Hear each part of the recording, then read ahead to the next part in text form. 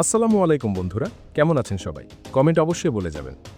আজকের ভিডিওতে দেখবেন আইফোন 17 কিভাবে ফ্যাক্টরির ভেতরে তৈরি হয় এবং সেই প্রক্রিয়ার প্রতিটি অবিশ্বাস্য মুহূর্ত যা হয়তো আপনি কখনো ভাবেননি। কিন্তু রইল একটা প্রশ্ন, আপনি কি কখনো ভেবেছেন যে আপনার হাতে থাকা এই 1.5 লাখ টাকার ফোনটি জন্ম নেয় সেটা কি শুধু রোবটের হাতের কাজ, নাকি এখানে আছে কোনো গোপন রহস্য যা সাধারণ মানুষ কখনো দেখবে না?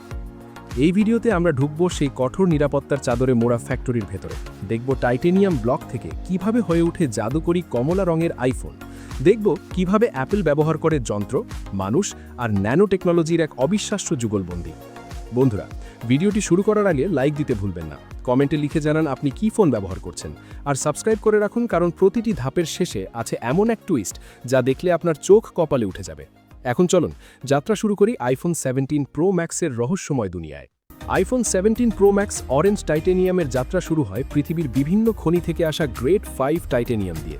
সাধারণ ধাতুর চেয়ে শক্ত, অ্যালুমিনিয়ামের চেয়ে হালকা এই টাইটেনিয়াম প্রায় মঙ্গল গ্রহের রোভার বা যুদ্ধবিমানের মতো উচ্চ প্রযুক্তি যন্ত্রে ব্যবহৃত হয়।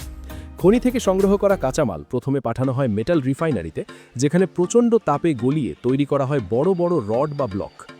ফ্যাক্টরিতে পৌঁছালে এই রডগুলো যায় সিএনসি মেশিন ইউনিটে, যেখানে কম্পিউটার নিয়ন্ত্রিত ড্রিলগুলো নিখুঁতভাবে ব্লকগুলোকে কেটে ফ্রেম বানায়।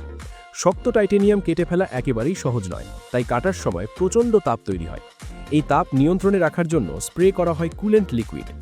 কাটা শেষ হলে ফ্রেম হয় খসখসে, আর তখন আসে রোবোটিক আর্মের পালা, যা ফ্রেমটি তুলে নিয়ে যায় পলিশিং ইউনিটে, যেখানে ন্যানো টেকনোলজি ব্যবহার করে ফ্রেমকে আয়নার মতো চকচকে করা হয়।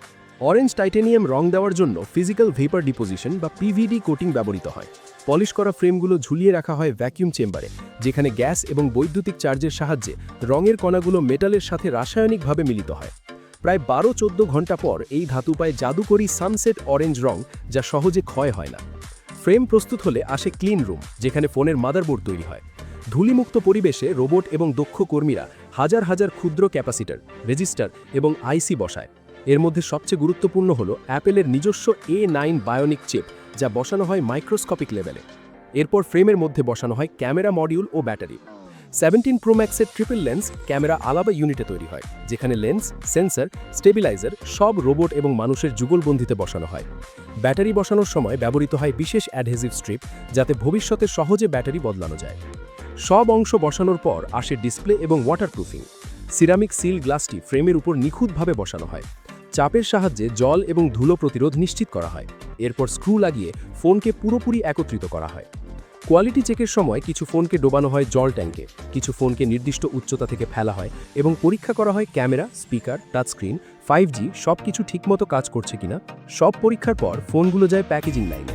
সেখানে সাদা বক্সে ধরা হয় চার্জিং কেবল, ম্যানুয়াল এবং চকচকে orange titanium iPhone 17 pro max.